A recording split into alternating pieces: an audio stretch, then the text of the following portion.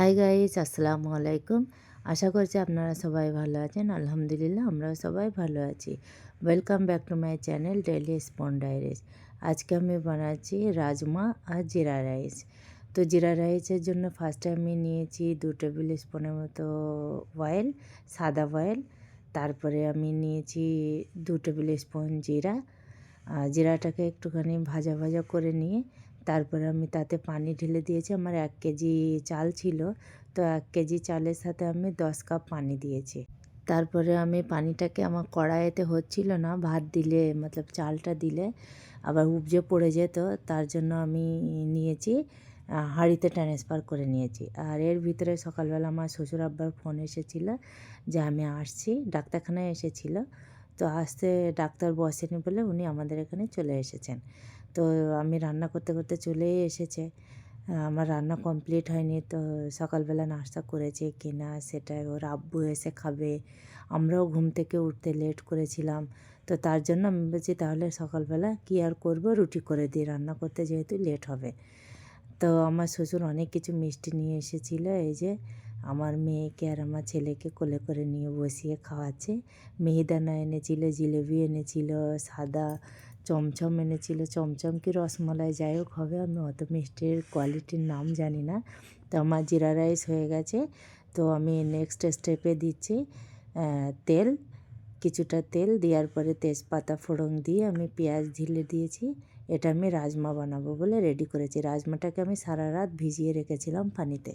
আর এটা ব্ল্যাক রাজমা, তো এটা গলতে একটু লেট হয়।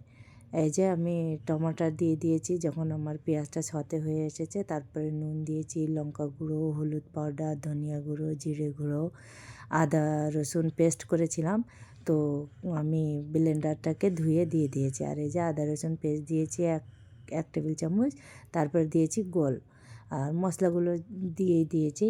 এরপরে আমি কষিয়ে নেব সুন্দর করে, যতক্ষণ না তেল না উঠে যায়। কাঁচা লঙ্কা দিয়েছিলাম, এই পর্যায়ে আসতে হবে, পানিটাকে মরে এই পর্যায়ে আসতে হবে, অনেকটা ফ্রাই করতে হবে মশলাটাকে। তারপরে আমি রাজমাগুলো দিয়ে দিয়েছি, দিয়ে হালকা হালকা পানি দিয়ে বারবার কষিয়ে কষিয়ে নিচ্ছিলাম। পানিগুলো মরবে, আবার পানি দিতে হবে। এমন করে করে কষিয়ে নেওয়ার পরে আমি কাপে করে পানি দিয়েছি, আমি 4 কাপের মতো পানি দিয়েছি। পানি দিয়ে আমি এবার কুকারের ঢাকনাটা লাগিয়ে দেব, দিয়ে আমি অনেক কটা ছিটি আসার অপেক্ষা করব। আমি দিয়েছিলাম 5টা ছিটি ফিলালের জন্য, কিউকি আমার এই মশলাগুলো দিতে হবে, যেগুলো শিলনোড়াতে দেখতে পাচ্ছেন আপনারা, এইগুলোতে দেব।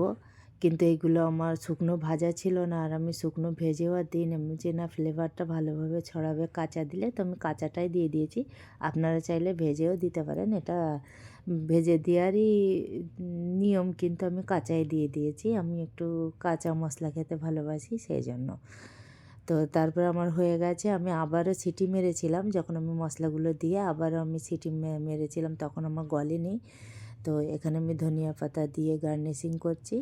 ভাতটাকে আমার শ্বশুর আব্বাকে খেতে দেবো, আর আমার ছেলে কাঁদছিল বলে আমার শ্বশুর আব্বা কোলে করে নিয়ে বসেছিল, দাঁড়াচ্ছিল, ঘুরছিল ফিরছিল। তো ঠিক আছে, এখানেই তাহলে, সুস্থ থাকবেন, ভালো থাকবেন, দেখাবেন নতুন আর একটি ভিডিওয়। আল্লাহ হাফেজ।